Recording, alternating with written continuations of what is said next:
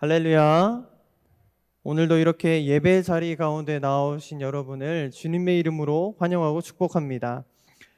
사모하는 자에게 은혜를 부어주시겠다라고 약속하신 그 하나님의 말씀과 하나님의 은혜가 오늘 이 자리 가운데 함께하는 우리에게, 또한 각자의 자리에서 영상으로 예배하는 우리에게 충만하게 부어지게 될 줄로 믿습니다. 오늘 우리는 절망의 때 전망하라라는 제목으로 함께 은혜 나누고자 합니다. 미국의 목회자인 토미 테니라는 사람이 있습니다.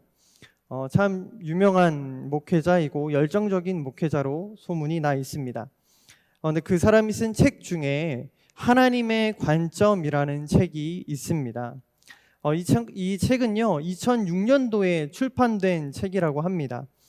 그래서 지금으로부터 약 15년 전, 그렇게 굉장히 오래된 책이죠. 그런데 그 당시를 살아가고 있었던 저에게 굉장히 큰 도전을 준 책입니다.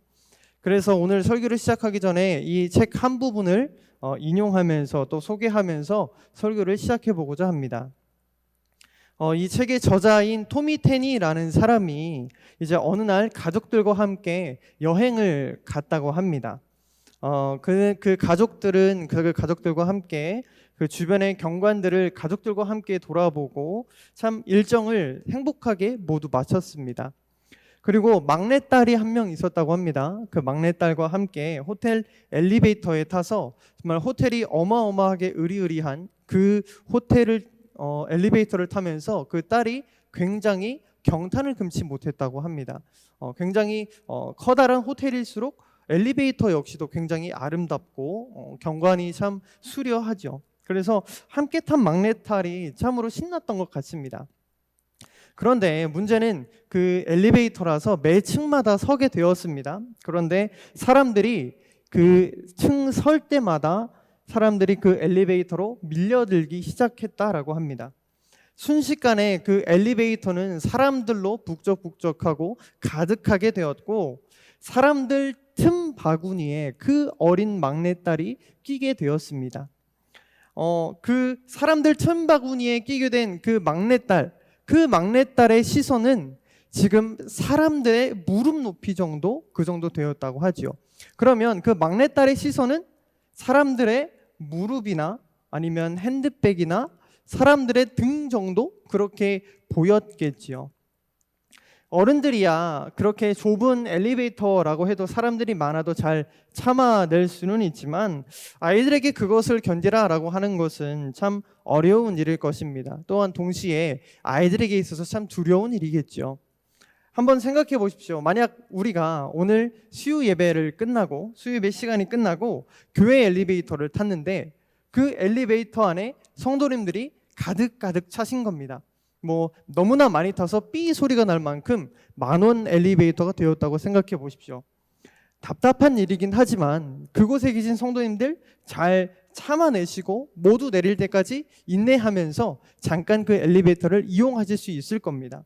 그런데 그렇게 사람들로 가득 차버린 엘리베이터, 그 안에 타고 있는 그 막내딸의 반응은 어땠을까요?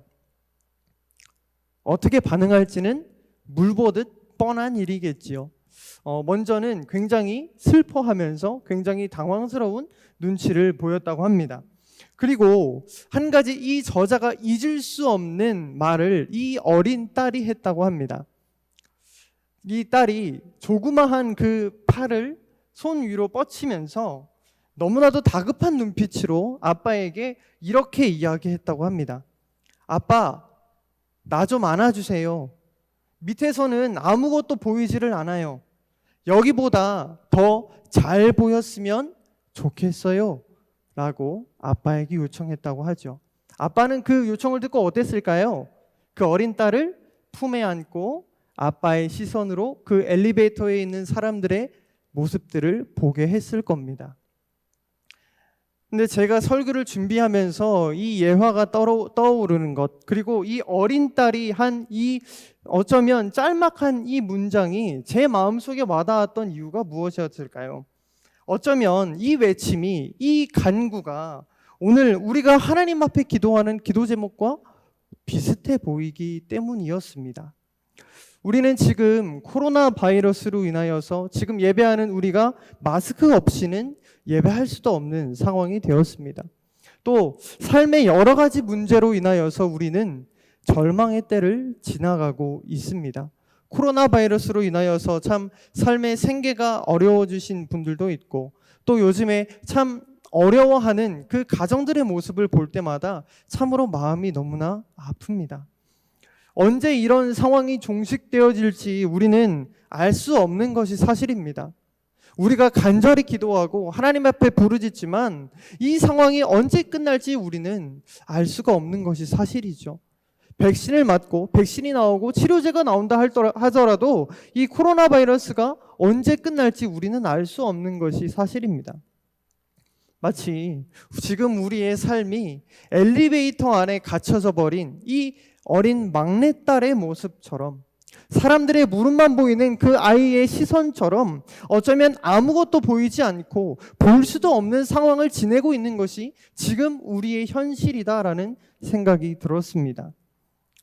그러나 우리 하나님을 믿는 신앙인 우리가 이런 상황에서도 불구하고, 이런 상황 중에 있음에도 불구하고 힘껏 외쳐야 하는 것은, 오늘 이 어린아이가 아빠를 향하여 외쳤던 것처럼, 하나님, 아무것도 보이지 않습니다. 하나님, 나 좀 안아주세요. 나를 좀 안아주셔서 주님의 시선으로 우리 인생을, 이 어려움들을 바라볼 수 있도록 도와주세요라고 기도하는 기도 제목일 줄로 믿습니다. 아이가 아빠를 향하여 그렇게 외쳤을 때 아빠는 어떻게 했을까요? 그 아이를 번쩍 들어서 엘리베이터, 그 답답한 엘리베이터를 아빠의 시선으로 볼 수 있게 했겠죠.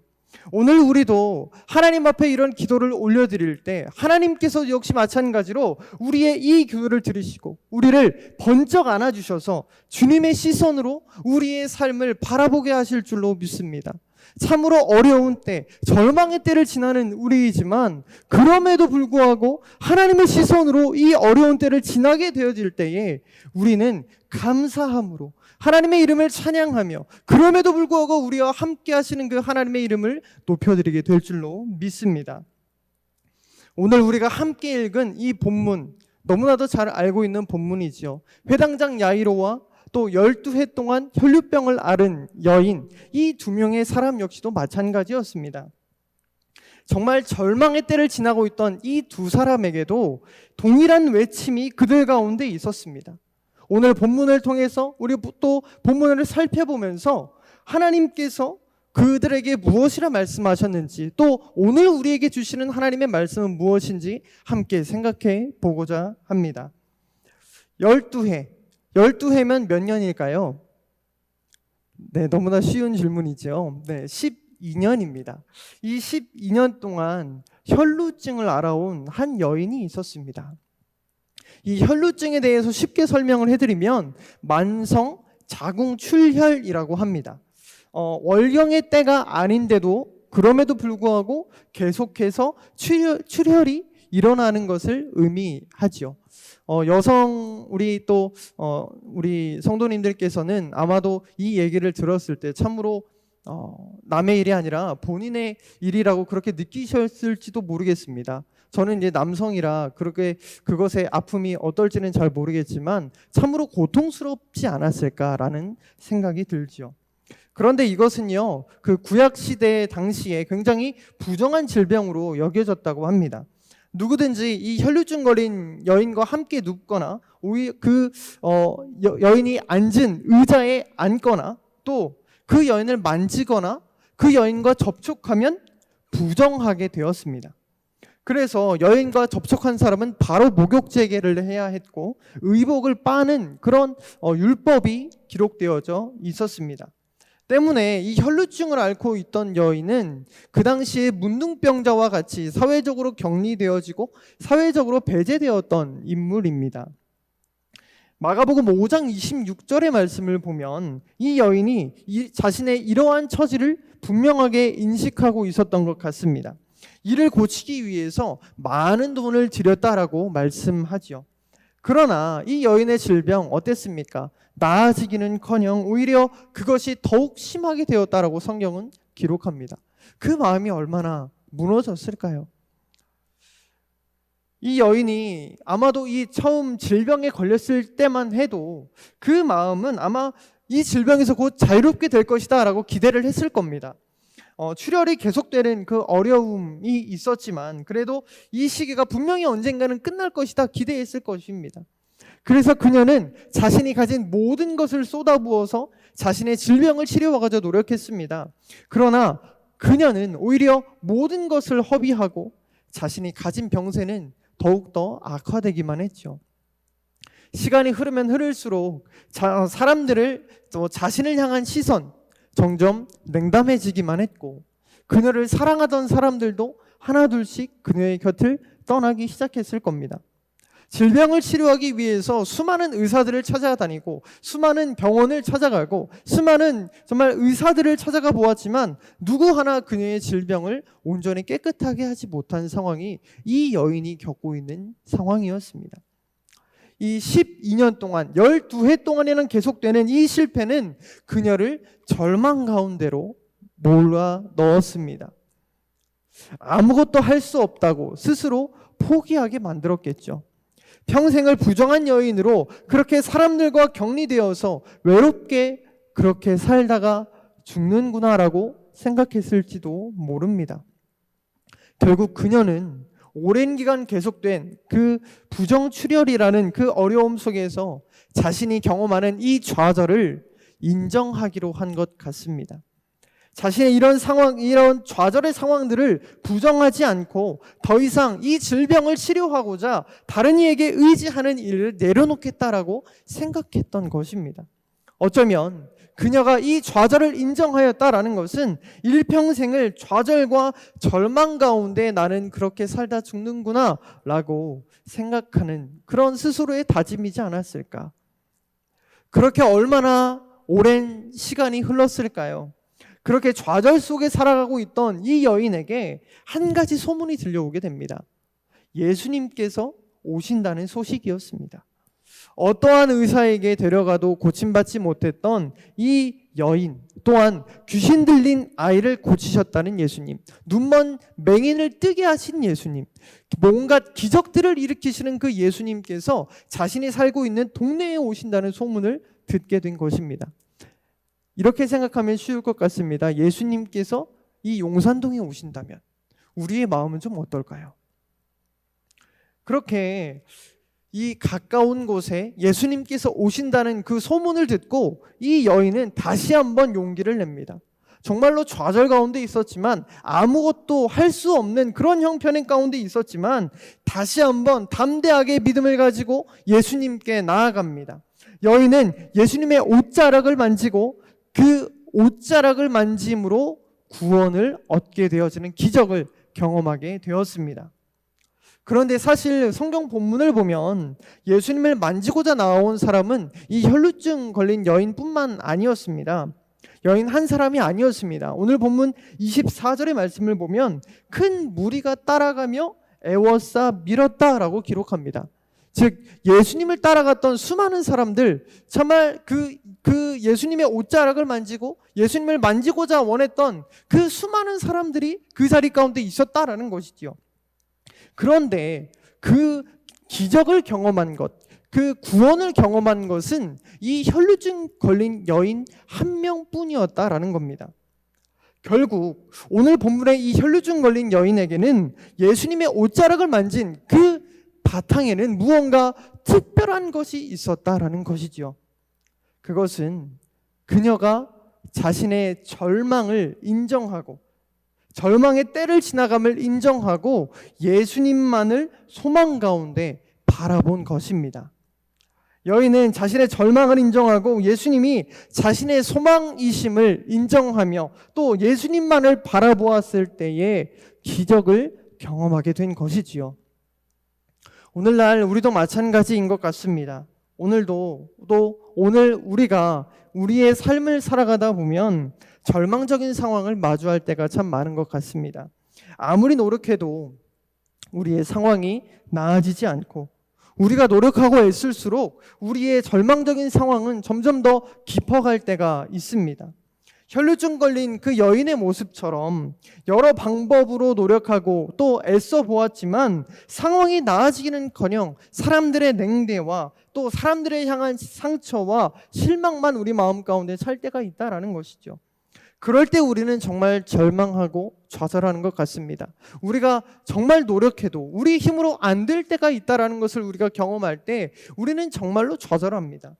우리 스스로 이 현실을 이겨낼 수 없다라는 그 냉혹한 현실을 마주할 때 우리는 좌절하게 되어지죠. 그런데 오늘 예배하는 우리가 반드시 이 시간에 기억해야 할 것은 하나님 앞에서 우리 스스로 우리의 절망을 인정하는 자세가 굉장히 중요하다라는 것입니다. 다시 말하면 우리 힘으로는 아무것도 할 수 없고 우리의 노력으로는, 우리의 능력으로는 우리가 처한 상황에서 결코 빠져나갈 수 없음을 스스로 인정하는 자세가 우리에게 필요하다라는 것이지요. 우리 스스로 우리의 나약함과 우리의 연약함과 우리의 절망을 인정하며 나아갈 때에 주님을 바라볼 수 있는 그 기회가, 주님을 바라볼 수 있는 그 믿음의 눈이 오히려 그 상황 가운데 열려지게 된다라는 것이죠. 그러면 오늘날 우리의 모습은 좀 어떠십니까? 우리의 절망과 우리의 어려움을 우리는 인정하지 않고자 합니다.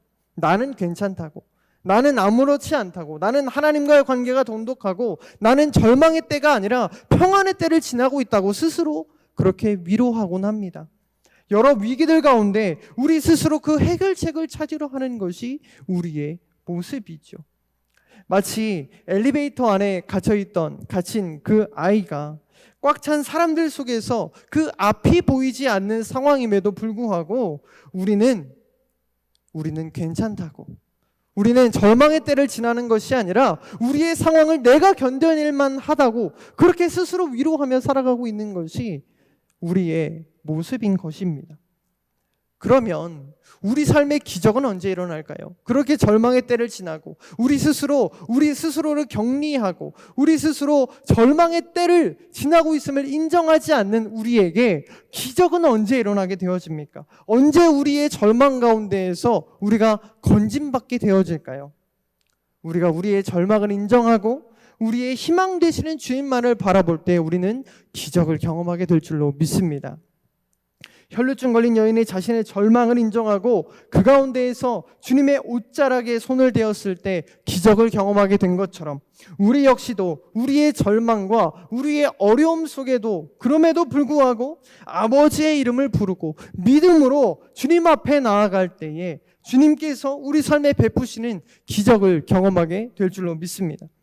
그렇습니다. 우리가 절망 가운데에서 주님을 바라보고 주님의 이름을 부르는 것, 그것이 바로 기적의 시작이 되는 것이고 믿음의 전부가 되는 것입니다. 사랑하는 성도 여러분, 그러면 혹 지금 우리 삶에 풀리지 않는 상황과 아무리 노력해도 변화되지 않는 상황 가운데 계신 분 계십니까?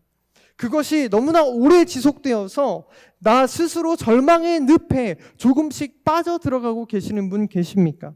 오늘 우리가 우리 자신의 이 절망적인 상황임을 인정하고 그것을 직면하고 우리가 절망 속에 있음을 하나님 앞에 인정하며 겸손하게 주님 앞에 나아갈 때에 그것으로부터 진정한 믿음과 기적이 시작된다는 것을 기억하시기를 소망합니다. 또한 나 자신에 대해서 하나님 앞에 철저히 그렇게 절망하는 사람만이 하나님을 향한 깊은 신앙을 갖게 되어지고 오직 하나님께서 베푸시는 은혜에 감사하며 나 자신에 대하여 철저히 절망한 사람만이 하나님만의 유일한 희망 되심을 그렇게 고백할 수 있는 믿음을 자라가게 될 줄로 믿습니다. 바라건대 이 예배의 시간이 우리 자신에 대하여는 철저히 절망하고 우리의 희망 되시는 하나님을 바라보는 눈이 열려지게 되어지시기를 간절히 소망합니다. 오늘 우리가 함께 읽지는 않았지만 오늘 본문에 또 다른 한 사람이 등장합니다. 그 사람의 이름 회당장 야이로입니다. 회당장이라는 그 당시의 직책은요, 그 회당의 책임자로서 오늘날 장로님들과 같은 역할을 감당했던 사람들이라고 합니다. 이 당시의 회당장들은 유대인들의 예배를 주관한 사람들이었습니다. 아직 예수님께서 메시아 되심을 알지 못했던 그 유대인들, 그래서 예수님을 향하여서 신성모독이라 외쳤던 그 사람들, 그 유대인들로서 그 유대인들의 예배를 주관하던 사람이 바로 이 회당장이라는 직책이었습니다. 즉 유대인 중에 유대인이요, 또 유대인들이 존경하는 사람이 바로 회당장이라는 직책이었죠. 오늘 본문을 보면 이렇게 유대인들의 존경을 받는 회당장 야이로가 예수님 앞에 엎드려 나아오는 모습을 볼 수가 있습니다. 예수님의 발밑에 엎드려서 그분께 고개를 숙이고 나아오고 있음을 성경은 기록합니다.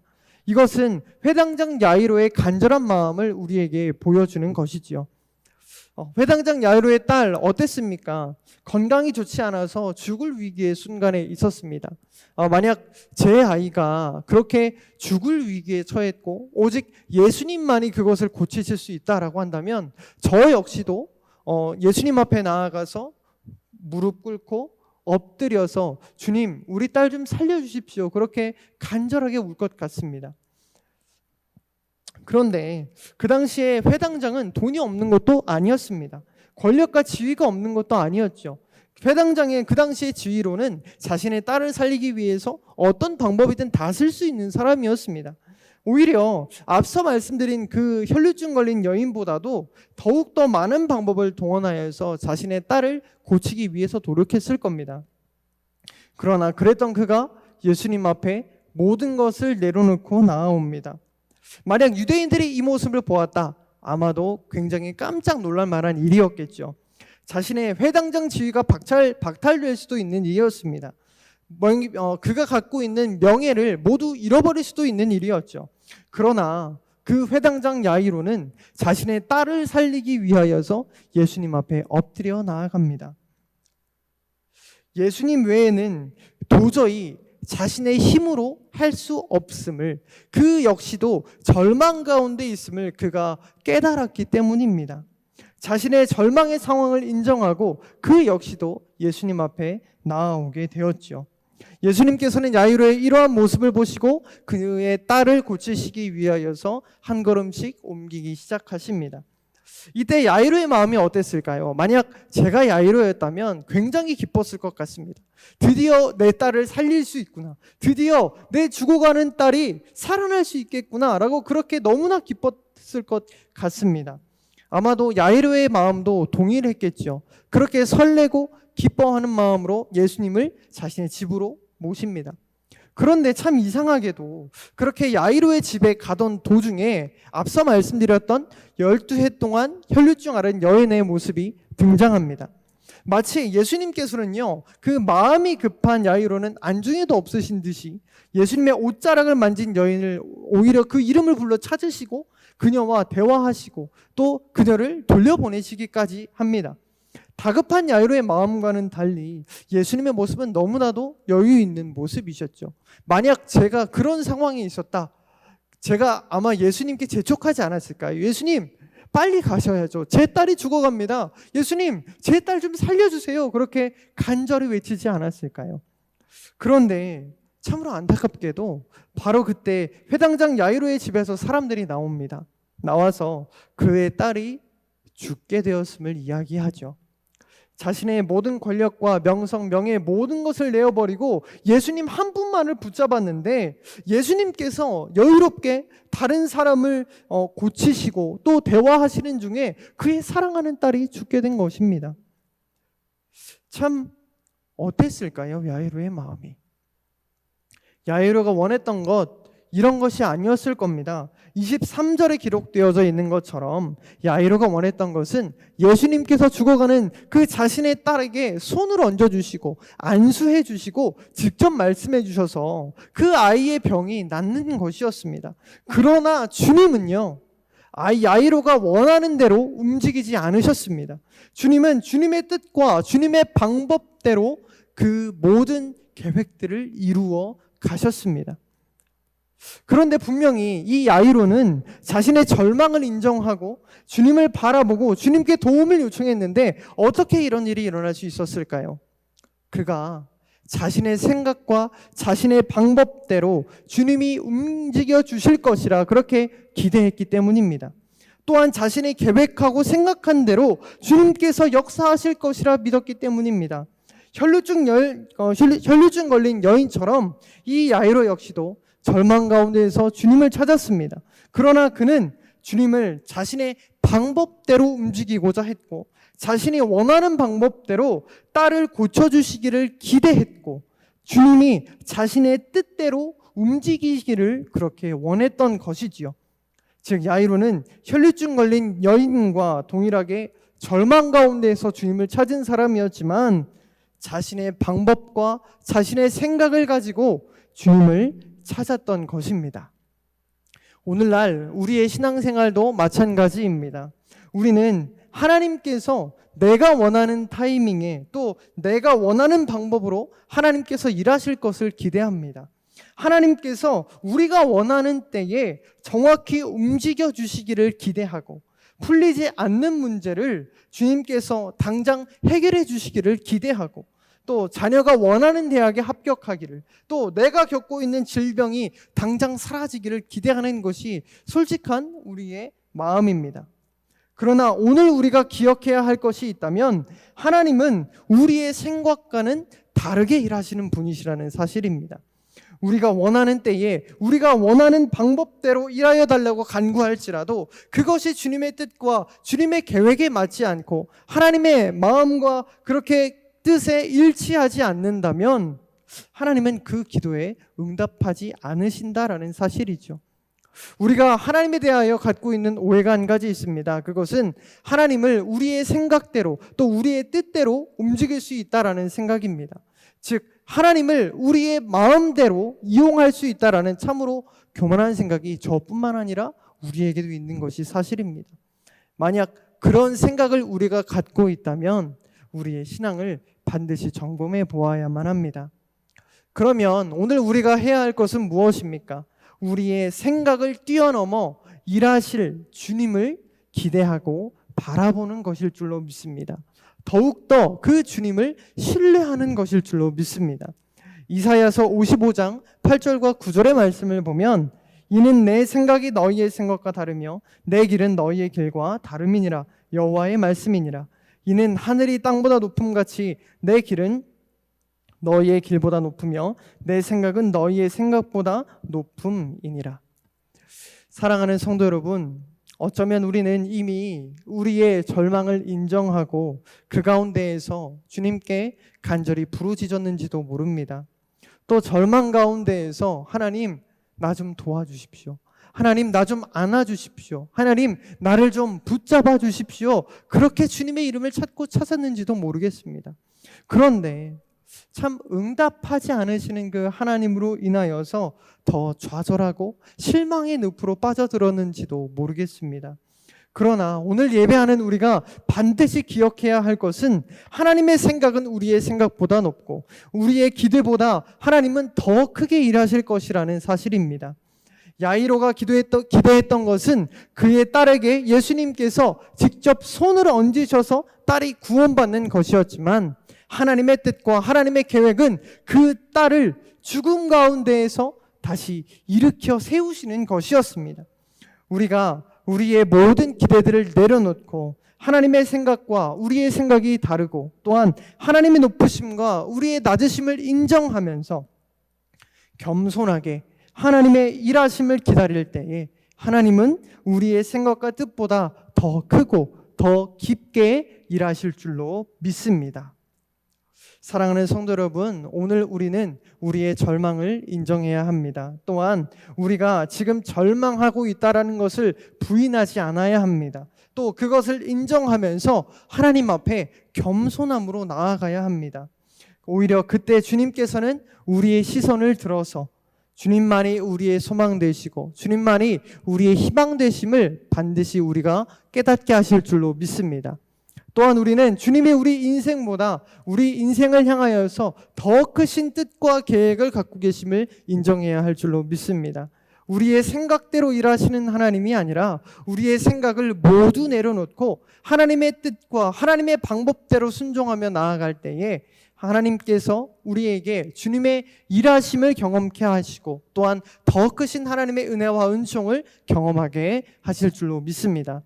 바라건대 남은 한 주간도 우리의 삶을 전망케 하시고 우리의 삶을 또 우리의 생각을 뛰어넘어서 더 크게 일하실 하나님을 기대하는 저와 여러분이 되어주시기를 간절히 소망합니다. 기도하겠습니다.